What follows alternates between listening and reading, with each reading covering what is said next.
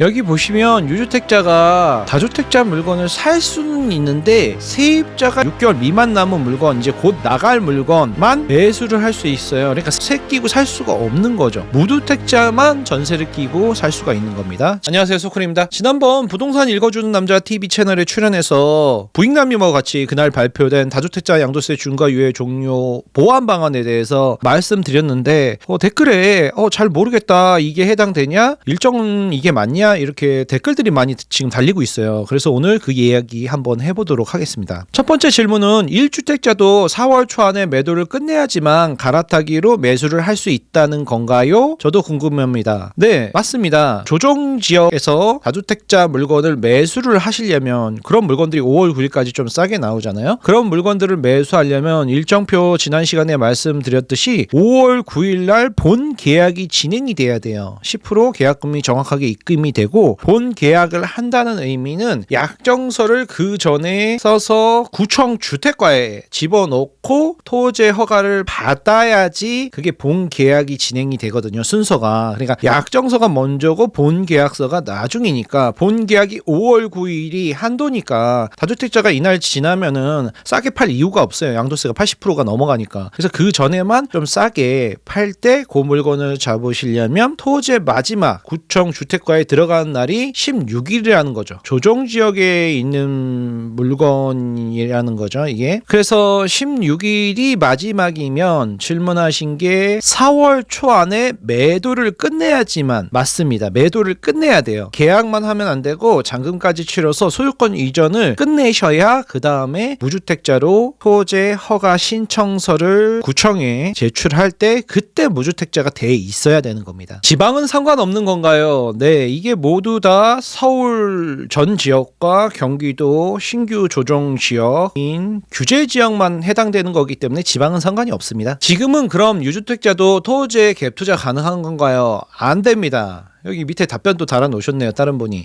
무주택 매수자에게만 일시적으로 세 끼고 매도 가능한 거고요. 기존 세입자 만료되면 연장이나 매도 안 되고 무조건 실거주 들어가서 2년 해야 됩니다. 사실상 반쪽짜리 갭 투자예요. 그 세입자 내보낼 때도 대출이 안 됩니다. 굉장히 주의하셔야 돼요. 대출이 1억밖에 안 되니까, 생활안전자금 1억밖에 대출이 안 되기 때문에 작년 6.27 대책에서요. 그래서 그 부분을 굉장히 조심하셔야 됩니다. 여기 보시면 유주택자가 다주택 물건을 살 수는 있는데 세입자가 6개월 미만 남은 물건, 이제 곧 나갈 물건만 매수를 할 수 있어요. 그러니까 세 끼고 살 수가 없는 거죠. 무주택자만 전세를 끼고 살 수가 있는 겁니다. 지난 시간에 말씀드렸죠.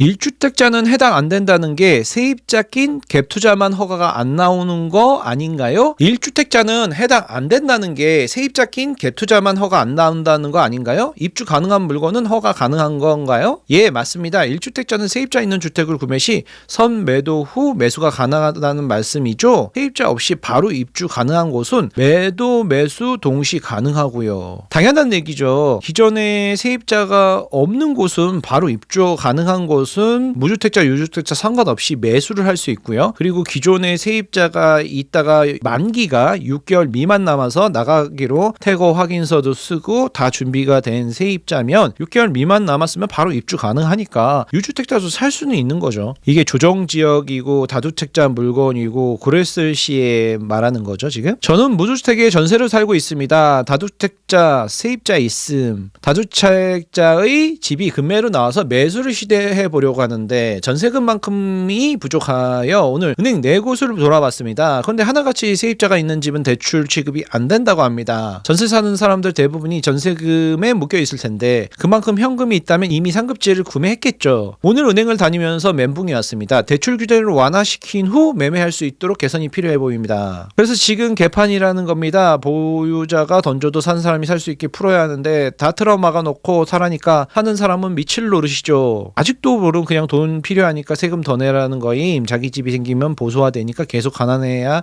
지지할 거 아니야. 집을 사라는 얘기가 아닌데 정말 사라는 줄 아는군요.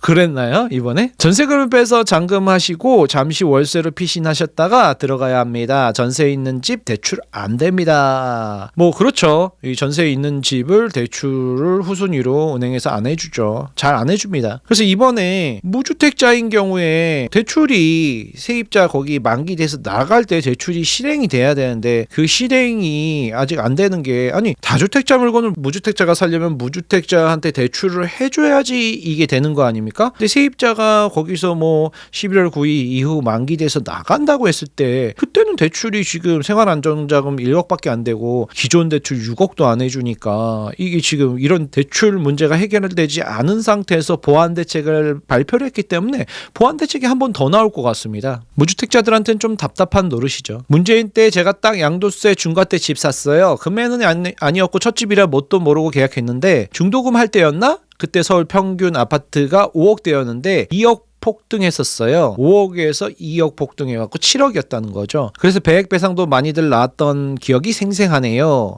저도 그때 폭등했다고 생각했는데도 더 이상 늦으면 안 될 것 같아 8억 정도에 분양받은 게 지금 매물이 20억에 나와서 이건 아니다 싶어요. 8억이 20억이 됐다는 거죠. 오, 엄청 많이 올랐네요. 다들 안다. 5월 9일 지나면 양도세 중과되면 매물이 잠긴다까지 다들 안다. 다들 실거주 왜 보유세가 몇 프로가 나올까 궁금할 뿐 지금 1%가 나올까 2%가 나올까 3%가 나올까 문재인 정부 때는 그 정도까지 나왔는데요. 그거보다 더 나오면 버틸 수 있을까? 이런 이야기들 하는데 그때 부익남에서도 말씀드렸지만 올해는 그냥 지나가고요. 6월 1일 기준으로 보유세를 내니까요. 그러면 내년에 6월 1일 기준으로 보유세가 12월에 내년 27년도 12월에 종부세가 많이 나오고 7월 9월에 재산세가 많이 나오면 내후년 28년도 4월에 국회의원 선거가 있는데 국회의원들이 가만히 있겠습니까? 여당 야당 다 그 세금이 너무 많아서 그 지역 구민들이 힘들어한다 그러면서